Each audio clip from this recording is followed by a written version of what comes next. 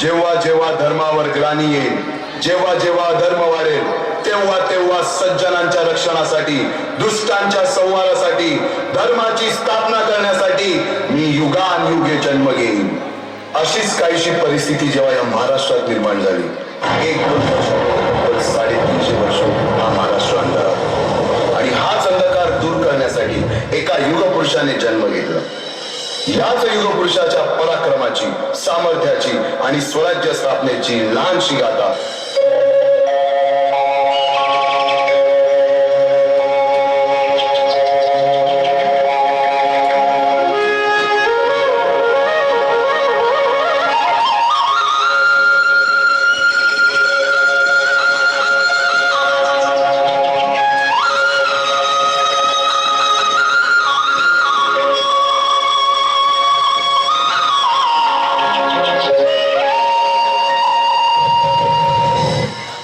महाराष्ट्र असा सुखाने नांदत असताना एक दुष्ट कालयवनाची वक्रदृष्टी महाराष्ट्रावर.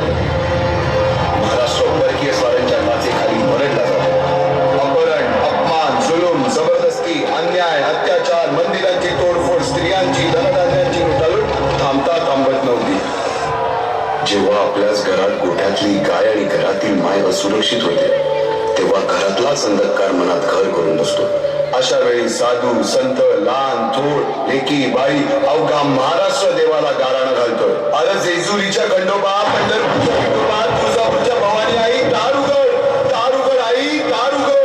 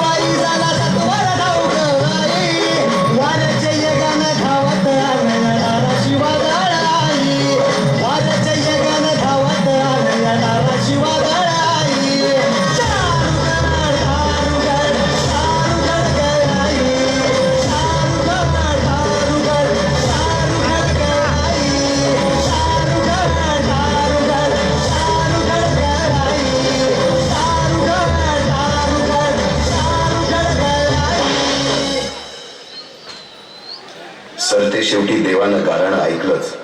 शालिवन शके 1551 शुक्ल नाम संवत्सर, उत्तरायण शिशिर ऋतू, फाल्गुन वद्य तृतीयेला सायंकाळी शुभ लग्न होतीत असता कलियुगातील नरसिंहाचा, ग्रहमंडलातील सूर्याचा, नक्षत्रातील ध्रुवाचा, या सम छत्रपती शिवरायांचा शिवनेरीवर जन्म झाला.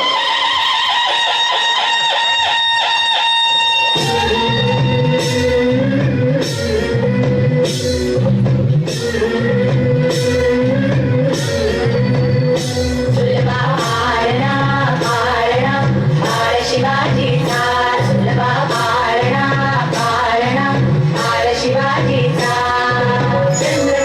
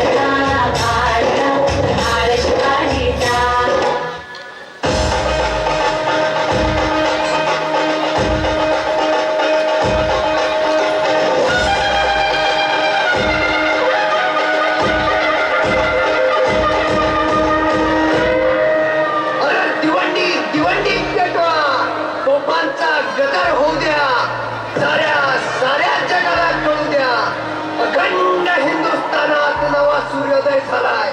सह्याद्रीच्या कुशीत वाघिणीच्या पोटी छावा जन्माला आलाय. असते कदम राज आलं असते कदम.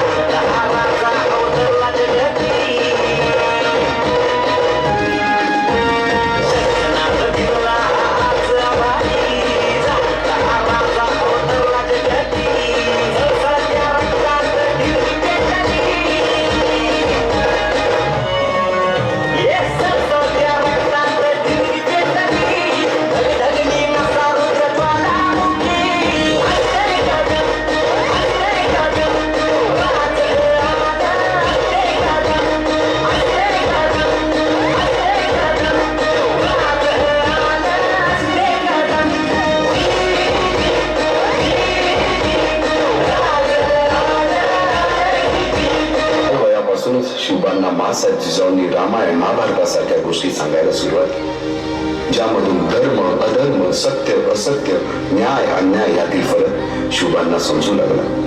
तसेच शस्त्रास्त्र व शास्त्र या शिक्षणासाठी शहाजी राजांनी अनेक कर्तबगार माणसे नेमली, जसे की दादोजी